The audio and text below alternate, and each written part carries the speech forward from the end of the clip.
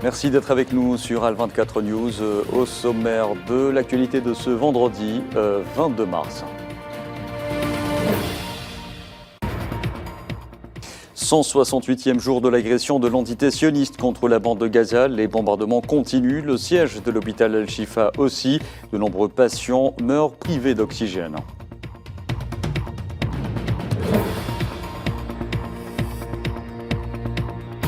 La Russie et la Chine mettent leur veto à une résolution américaine à l'ONU, soulignant la nécessité d'un cessez-le-feu immédiat à Gaza. Le projet de résolution américaine a recueilli 11 voix pour, 3 voix contre, dont celle de l'Algérie et une abstention.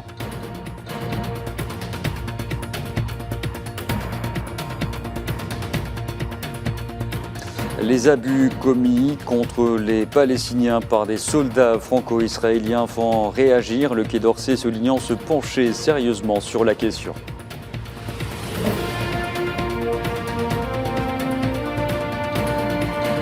Et puis Sahara occidental, le Front Polisario se félicite des progrès décisifs enregistrés dans la reconnaissance du droit à l'autodétermination du peuple sahraoui suite à la publication par la Cour de justice de l'Union européenne des conclusions de l'avocate générale sur les accords de pêche Union européenne-Maroc à l'origine des produits agricoles sahraouis.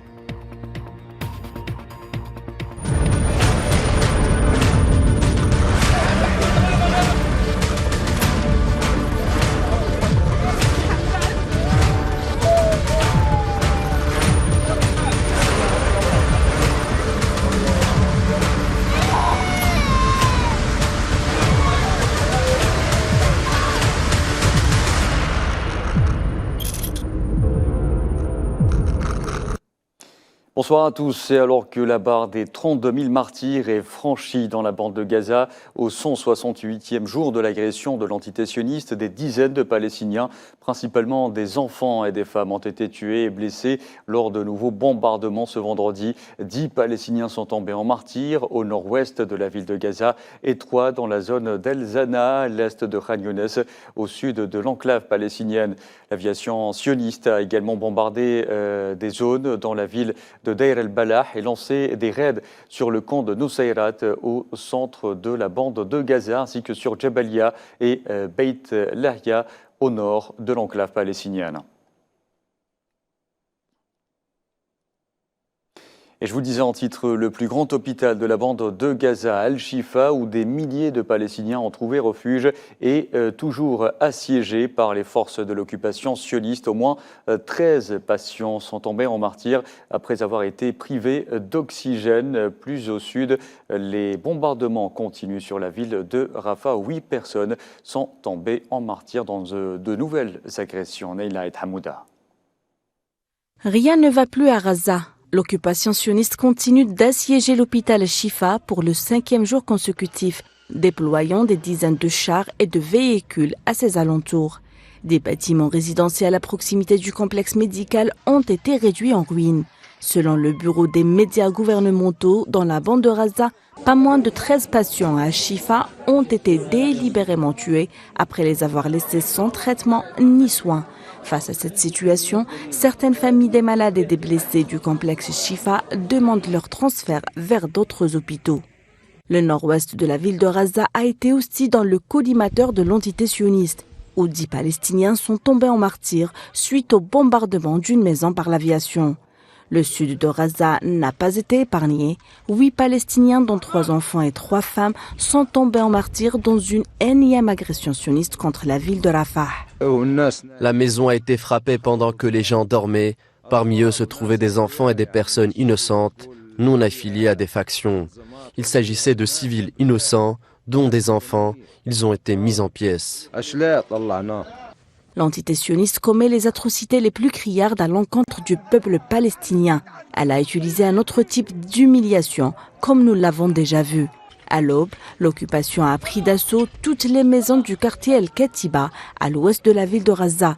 Elle a expulsé les habitants et a obligé les jeunes parmi eux à se déshabiller et à se diriger vers le sud de l'enclave. Pire encore, la horde sauvage sioniste poursuit son acharnement contre les civils palestiniens. Sur ces images terrifiantes, on voit l'occupant tirer lâchement sur des Palestiniens non armés à Gaza. Cette nouvelle politique d'humiliation et de violence subie par les Palestiniens du fait de forces de l'ordre d'occupation s'est multipliée depuis le début du génocide à Gaza. Réunis en sommet hier à Bruxelles, les dirigeants de l'Union européenne ont appelé à une pause humanitaire immédiate à Gaza, soulignant l'urgence de la prise de mesures visant à empêcher les déplacements de population dans un contexte d'agression israélienne qui se poursuit toujours dans l'enclave palestinienne assiégée. Les 27 ont aussi exhorté l'antitissionniste à ne pas lancer d'offensive terrestre majeure dans la ville de Rafah, à l'extrême sud de Gaza.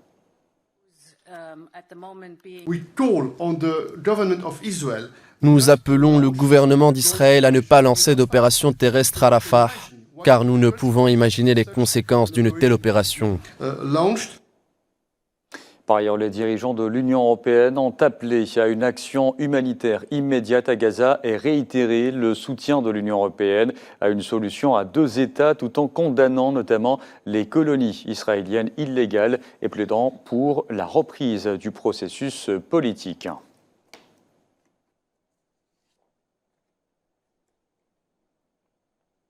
Je vous en parlais en titre, la Russie et la Chine ont mis leur veto à une résolution américaine à l'ONU ce vendredi, soulignant la nécessité d'un cessez-le-feu immédiat à Gaza.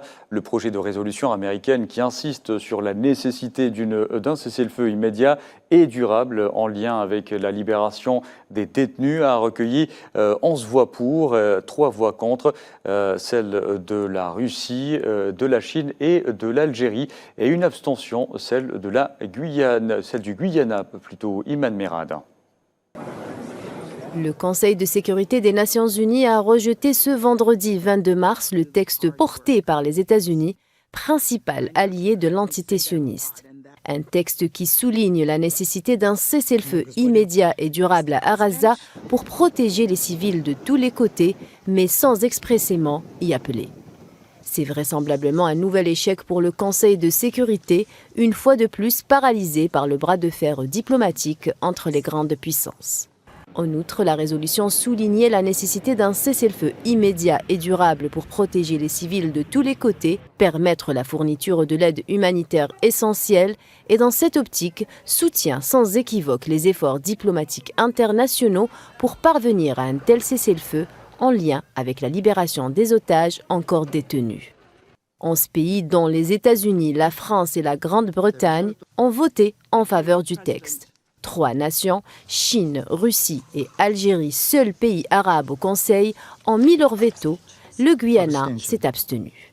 Pour Moscou, le texte est une formule diluée sur l'impératif de cessez-le-feu à Gaza. Ce n'est que grâce à la cessation des hostilités que nous pourrons atténuer cette terrible souffrance et veiller à ce que nous puissions acheminer à grande échelle une aide humanitaire pour ceux qui en ont besoin.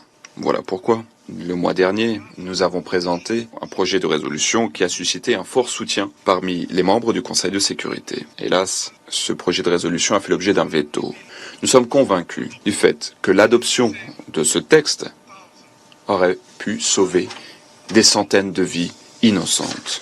Nous reconnaissons les efforts réalisés par la délégation américaine, et en particulier par l'ambassadrice Greenfield, pour prendre en compte certaines de nos propositions. Cependant, nos préoccupations fondamentales n'ont toujours pas été prises en compte, malgré les nombreuses versions révisées qui ont été diffusées. Ce vote est un vote qui sanctionne doublement les États-Unis et ses alliés qui se retrouvent pour la seconde fois isolés dans cette guerre contre Gaza. Ce qui démontre de manière manifeste qu'on ne peut être à la fois juge et bourreau dans cette guerre. A préciser que cette résolution met l'accent sur la libération des otages, mais ne mentionne que très peu le nombre de prisonniers palestiniens dans les geôles sionistes. Le texte parle d'un cessez-le-feu provisoire d'environ 6 semaines, alors que les Palestiniens exigent un cessez-le-feu durable comme seule garantie. Limitées à la dimension humanitaire de la crise, les 2 seules résolutions adoptées par le Conseil de sécurité depuis le début de l'attaque sioniste à l'encontre de Gaza n'ont abouti à aucun changement notable. L'aide qui entre dans l'enclave palestinienne est toujours largement insuffisante pour faire face aux besoins grandissants de la population, selon les ONG. Et dans ce contexte, la Chine a indiqué ce vendredi soutenir les efforts du Conseil de sécurité de l'ONU pour mettre fin à l'agression sioniste en cours contre la Palestine et pour qu'il prenne dès que possible de nouvelles mesures responsables et significatives pour stopper l'agression.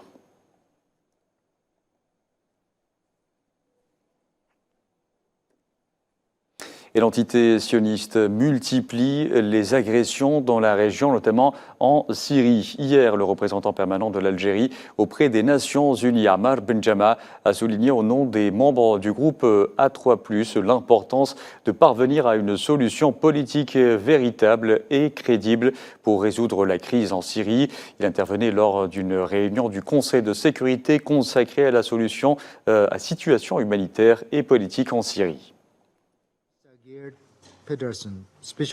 Nous prenons note de la visite que M. Pedersen a récemment réalisée à Damas.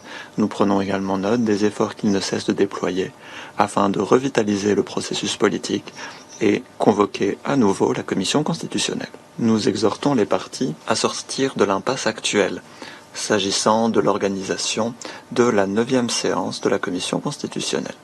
En ce moment charnière pour la Syrie, il est impératif qu'un processus guidé et contrôlé par les Syriens, continue avec l'appui de la communauté internationale, de progresser pour parvenir à un règlement pérenne de cette crise dont souffre la Syrie depuis plus de 13 ans. Après avoir enduré une telle instabilité et de telles souffrances, la Syrie et la population syrienne ont besoin d'aide afin de surmonter les défis politiques et économiques actuels.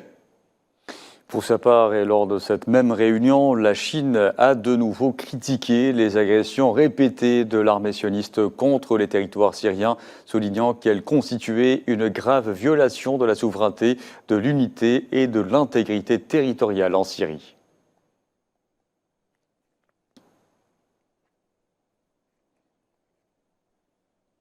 Je vous en parlais en titre, parmi les abus commis par l'entité sioniste, il y a cette vidéo qui circule sur les réseaux sociaux depuis 2 jours. Un civil palestinien se faisant humilier par un franco-israélien qui déclare que ce dernier a été torturé. Le Quai d'Orsay s'est saisi de la question des soldats franco-israéliens. Récit Safouane Ben Sabri. La vidéo a fait le tour du web. On y observe un soldat d'occupation franco-israélien se vanter de la torture d'un civil palestinien, marqué de la croix de David sur le dos et affichant des séquelles de torture. Ils l'ont torturé pour le faire parler. Depuis, la polémique ne cesse d'enfler en France concernant les binationaux franco-israéliens enrôlés dans l'armée d'occupation sioniste.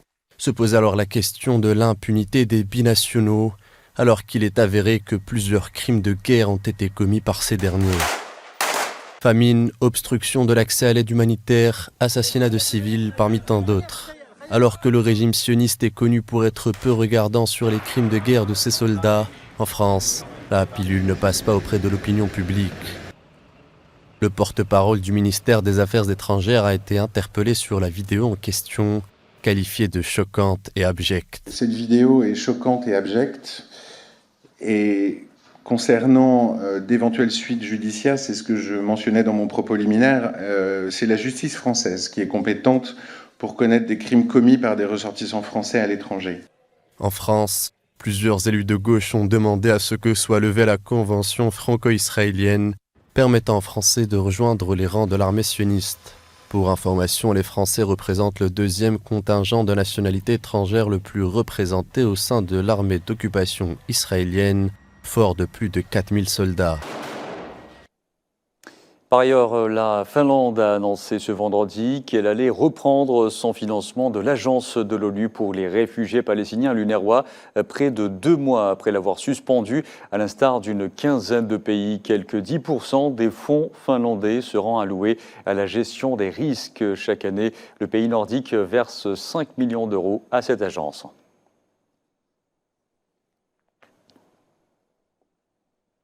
Et en ce 2e vendredi du mois de Ramadan, quelques 120 000 fidèles palestiniens ont pu atteindre la mosquée Al-Aqsa à Al-Quds occupée pour effectuer la prière du vendredi.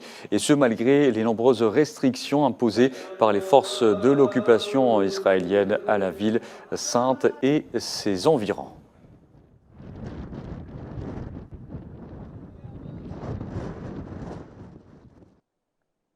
En Cisjordanie occupée, un jeune Palestinien a été abattu ce matin par les forces de l'occupation sioniste près du village de Deir Ebzia, situé à l'ouest de la ville de Ramallah, en Cisjordanie occupée donc, et ce à la suite d'une course-poursuite menée par les forces d'occupation impliquant à la fois un hélicoptère et un drone.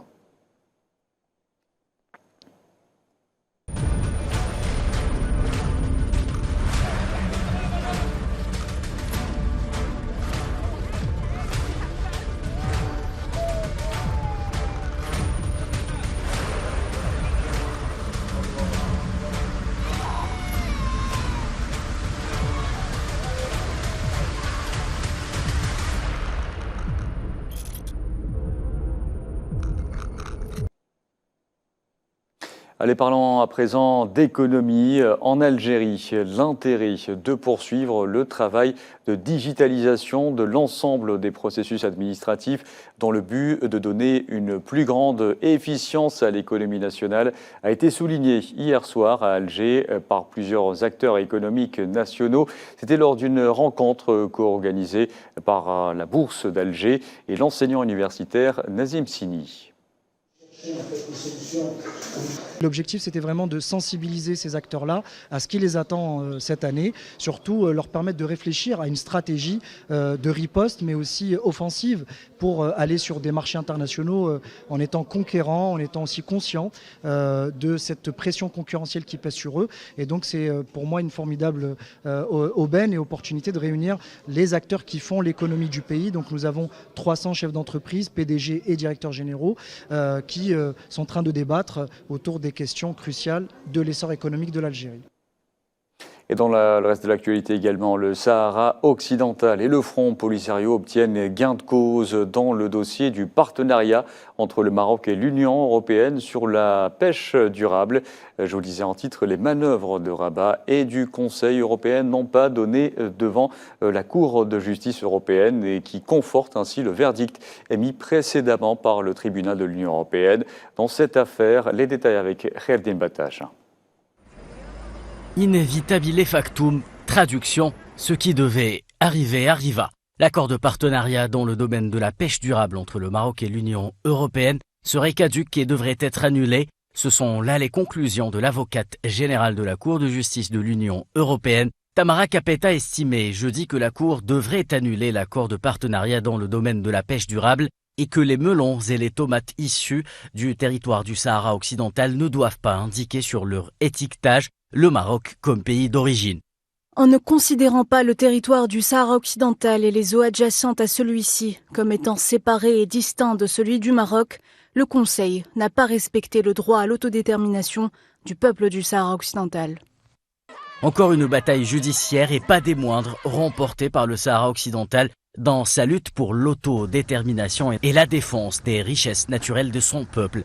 L'accord de pêche et le protocole de mise en œuvre méconnaissent l'exigence selon laquelle le territoire du Sahara occidental doit être considéré comme étant séparé et distinct de celui du Maroc. En janvier 2019, l'Union européenne et le Maroc ont signé l'accord de partenariat dans le domaine de la pêche durable ainsi que le protocole de mise en œuvre. Cet accord a été approuvé par le Conseil de l'Europe au nom de l'Union européenne en violation totale du droit international et de la souveraineté du peuple sahraoui sur les richesses naturelles ainsi que les ressources halieutiques se trouvant au sein de son espace maritime. L'affaire a été portée devant le tribunal européen par le Front Polisario en ce qui concerne l'accord de pêche et par la Confédération paysanne, un syndicat d'agriculteurs français, s'agissant de l'origine des tomates et des melons. Le Polisario estime que le Conseil n'a pas respecté le droit à l'autodétermination du peuple sahraoui. Dans un arrêt, le tribunal a annulé la décision du Conseil. En 2021,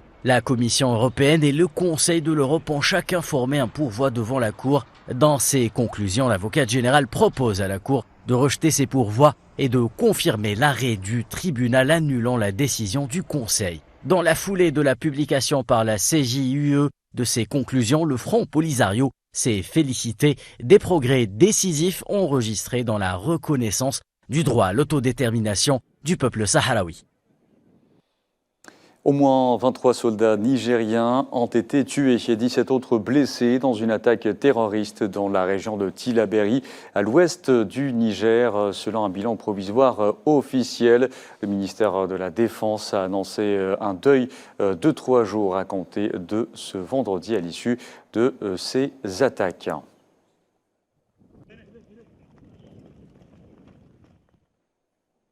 La situation sécuritaire au Burkina Faso est plus qu'alarmante et la situation humanitaire y est déchirante. C'est ce qu'a déclaré à Ouagadougou Volker Turk, le haut commissaire de l'ONU aux droits humains, précisant qu'au total, 6,3 millions de personnes sur une population de 20 millions sont dans le besoin d'assistance humanitaire.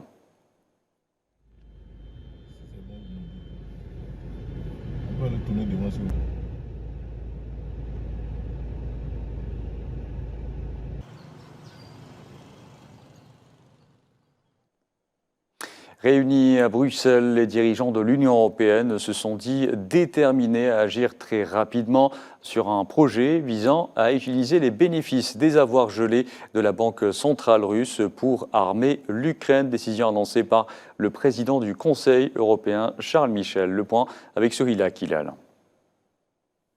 Utiliser le produit des avoirs russes gelés pour aider militairement l'Ukraine d'ici quelques mois. Concrètement, la Commission européenne propose de transférer 90% des bénéfices provenant des avoirs russes gelés vers un fonds géré par l'UE et utilisé pour financer des armes pour Kiev. Selon une estimation de la Commission, les intérêts de ces avoirs représenteraient entre 2,5 et 3 milliards d'euros par an. Il existe actuellement un fort soutien en faveur de l'utilisation des bénéfices exceptionnels ou du produit des actifs immobilisés à des fins militaires pour l'Ukraine. Nous avons pris des décisions très importantes, notamment en permettant de récupérer les bénéfices exceptionnels. Une proposition a été mise sur la table par la Commission. Nous sommes déterminés à agir très rapidement afin de pouvoir utiliser une partie de cet argent pour soutenir l'Ukraine.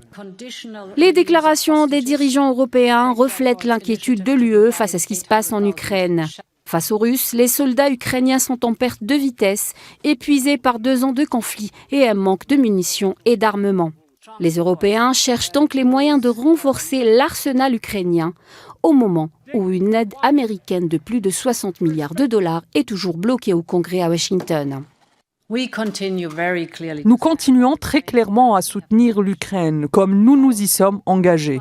Le versement de 5,5 milliards d'euros effectué cette semaine est le premier du fonds pour l'Ukraine et il constitue une nouvelle preuve de notre détermination. La présidente de la Commission européenne, Ursula von der Leyen, a proposé d'imposer des droits de douane sur les céréales russes, alors qu'elles sont actuellement exemptées aux grandes dames des agriculteurs de l'UE. L'initiative visant à utiliser le produit des avoirs russes gelés au profit de l'Ukraine, que Moscou dénonce et assimile à du banditisme et à du vol, bénéficie d'un large soutien parmi les gouvernements de l'Union européenne. La montée des discours anti-migrants cette super année électorale pour près de la moitié de la population mondiale fissure nos sociétés, alerte Amy Pope qui dirige l'agence de l'ONU pour les migrations.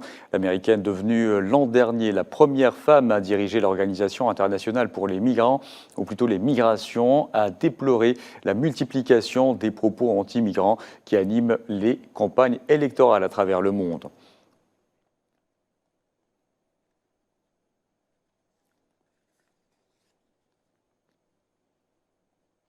Et puis enfin, sport, football, l'Algérie affronte ce soir la Bolivie. Les joueurs de la sélection algérienne ont poursuivi hier leur préparation au Centre technique national de Sidi Moussa en prévision de cette rencontre pour le compte du tournoi FIFA Series Algeria 2024. Le match Algérie-Bolivie se jouera au stade Nelson Mandela de Baraki à Alger à partir de 22h. Il s'agira du premier test du coach du nouveau sélectionneur national Vladimir Petkovic à la tête des Verts.